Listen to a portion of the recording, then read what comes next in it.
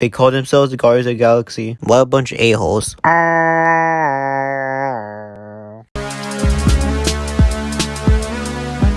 So Matchday has started. The previous competitors of Matchday are getting treated. And before Matchday starts, Momome starts being his annoying self, saying Class B just destroy you Class A kids. But as usual, Kendall smacks him out cold. Soon later, we see the rest of other Class A students and Class B students having casual talks with one another. And we have Deku's group with All Might having an approach, asking Deku to go with him somewhere private. So not so far away, All Might asks Deku if his quirk has been acting strange since then when he activated the other night. Deku replies, not in particular. All Might asks since his master never mentioned anything about the quirk activating spontaneously, so he decides that he'll ask Gran Torino about it, and Deku agrees with that. All Might tells Deku to be careful since the fifth match we have Shinsho, the person which made Deku activate his quirk that made him see the past messages. Deku looks by Shinsho, and to All Might, he tells him to be careful. Then out of nowhere, Bakugo from behind, Deku says hey, which catches them off guard. Bakugo scolds at both of them that they both asked him to keep the quirk whereabouts a secret, but here they are sticking around and being too obvious. After scolding them, Bakugo asks if there's something wrong with One For All. Deku tells him what happened that night when his quirk activated on his own, and Bakugo mocks him, saying that he can't tell if he's improving or going backwards. Deku isn't unsure of himself, and here's what Bakugo asks him when he'll master that quirk. As Bakugo states he has gotten stronger himself the last time they both fought, Deku replies to him, yeah, I'm going as fast as I can, with a confident smile. After the conversation, All Might wonders what his master and the previous messages are trying to do since Deku was able to see them during the activation of One For All. Soon later, the round for Mastery is about to start, and here we have the ones who are participating in the class: Shoto, Tenya, Soji, Ojiro, representing Class A. And here we have in Class B, Tetsutetsu, Pony, Juzo, and Sen. And as Deku puts it is a well-balanced scene for Class A, and I do agree. I mean, we have Todoroki's versatility of ice and fire, Tenya's speed, Soji's amazing scouting ability, and Ojiro is very good when it comes to close combat. So once the class dudes were going to the field, Tokoyami came in to have a little chat with Shoto Todoroki. Tokoyami tells him that he had a shameful performance and quite frankly saying the rest is up to you. At first, Todoroki doesn't know what he's talking about. Tokoyami answers him since both of them have both studied under heroes, which are Endeavor and Hawks. It's their duty to back up their honor of the number one hero and number 2 heroes. Now understanding what he just meant, Shoto agrees with what Tokoyami's statement. After hearing the thing Tokoyami mentioned about the last battle, Todoroki remembers the fight Endeavor had against the high-end Nomu, which Endeavor uses ultimate move Prominence Burn. He gets a flashback where he was a little kid being trained by his father. We see Kid Shoto sweating bullets and emitting smoke clouds from his body from the training. Endeavor here encourages his son that he must learn his move and says that you're only one who can do this, and that's because he mentions his son Toya, who Endeavor claims he had more firepower than him, but because he inherited his mom's cold temperature body, he's unable to use his fire quirk. While thinking about it, Tenya snaps Todoroki of his past into the present. Tenya asks if he's alright since Todoroki's face was puzzled. Todoroki said he's alright, and Ojo was surprised that Tenya found out that Todoroki wasn't being himself. And Tenya, being like a big bro, says as a representative of Class A, it's his duty to look after his peers. Soji sees that Tenya is being very cheerful today, and that's because Tenya's brother has been recovering very well recently. We then see a flashback where Tenya's older brother, whose hero name is Ingenium, tells Tenya that hero name will probably end here, and Tenya couldn't believe what his brother was saying to him. Then his brother followed up saying if Tenya's up for it, he will take the name for him. As so, back to the present, Tenya swears he'll carry and live up as the heir of the Ingenium name. He gets pumped up and motivated to become a strong successor. Right after that touchful upbringing, it goes to the other side of the field where Class B are. We see that Tetsu realizes that his team is in a bad spot because there isn't anyone who's good at scouting. One of his teammates, Sen, tries to think of a way, but Tetsu figures out how to solve his team scouting problems with his splendid idea. With his big brain, his plan to level up the field, and Sen tells him that's a dumb idea, saying their instructor Mr. Vlad told him to keep damage to a minimum, but Tetsu keeps swinging on, using his steel quirk to make way towards opponents. Wrecking the field from the other side, the others see the building screen crash down. A soldier using his limbs hears metal cracking as he believes it's coming from Tetsu. Seeing that Tetsu made his mind, Pony gets angry at his decision. Sen's losing brain cells, but Juzo is totally chill of what's going on. Soji tells his teammates that the surroundings are crumbling and is heading straight towards them. Todoroki believes that opposition is trying to have a head-on battle. With that said, Tenya takes a lead towards the upcoming approaching battle as the others follow suit. After figuring out how the opposition would take them on, it transitions to outside UA, where Endeavor is doing his hero work. He's seen chasing down this bad guy who's on fours using wheels at each leg and arm. Just as the criminal thought he got away and was about to take a kid hostage, Endeavor stops him and apprehends him. After the bad people were taken away, the group of kids say their thanks to him for saving them. Endeavor asks if they're hurt, but they said they're fine. Endeavor tells them to be careful on their way home, and the kids leave. Then Endeavor's sidekicks ask him they got another request to team up doing hero duty. Endeavor says to make a list of requests, and from there we have a funny moment of Endeavor being able to befriend Shoto's account with the help of his daughter. Endeavor says he has something regarding to tell Todoroki, and we see on his phone screen that his son Shoto hasn't replied to any of Tenya's messages at all. He wishes his son to stop ignoring him as he claims he's a changed person from way back when he was rough on his son. Remember the intense training he did on Shoto? Everyone knows that Shoto has started his path on who he wants to be. So he wishes to teach his son the move, which is Endeavor's move, Promise Burn, but this time like a good father. Then Endeavor spoke out loudly saying, "Don't ignore my messages, Shoto."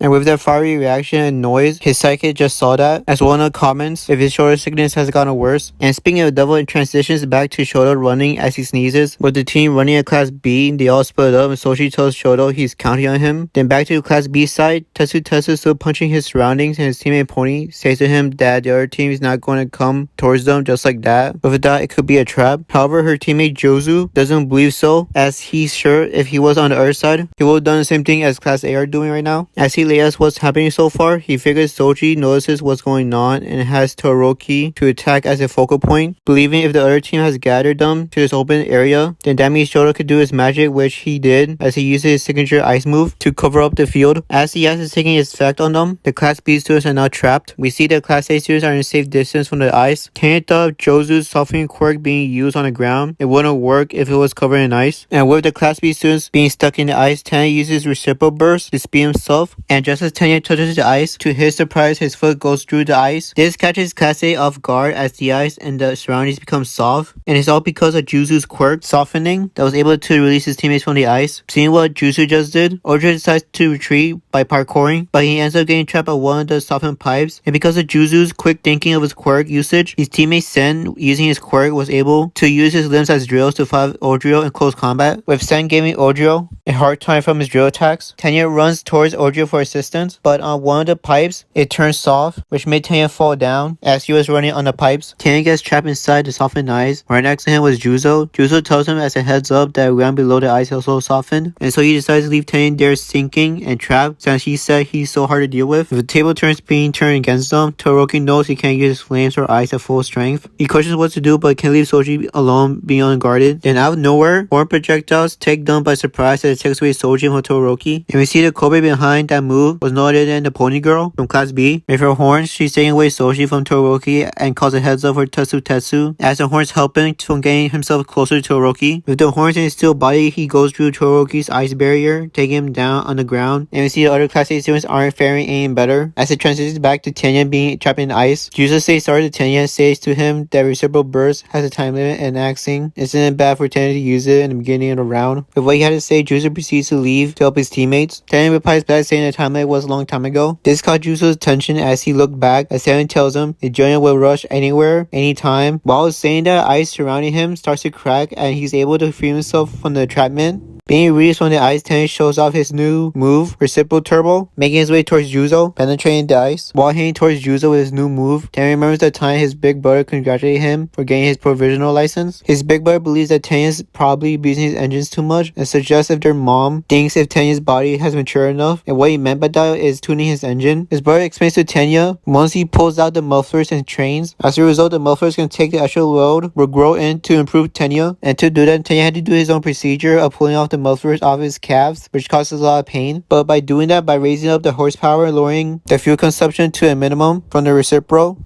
Tenya will be able to clock in into higher speeds for 10 minutes with nobody stopping him. He will keep getting stronger and faster as time will tell, as the episode ends there. Well, that was a good episode. We see that Tenya with his new mufflers could possibly be enough to overtake Juzo. And for the next episode, we're going to have an interesting clash between Tetsu and Todoroki. I know for sure the next episode is going to be down to a wire. And I'm very excited to see the next episode since it will be titled as Matchday 3, The Conclusion. With that being said, I hope you enjoyed this video. If you do, please give this video a like. And if you want to consider subscribe me to my channel for more My Academia content, and see y'all next time in the next video. Peace.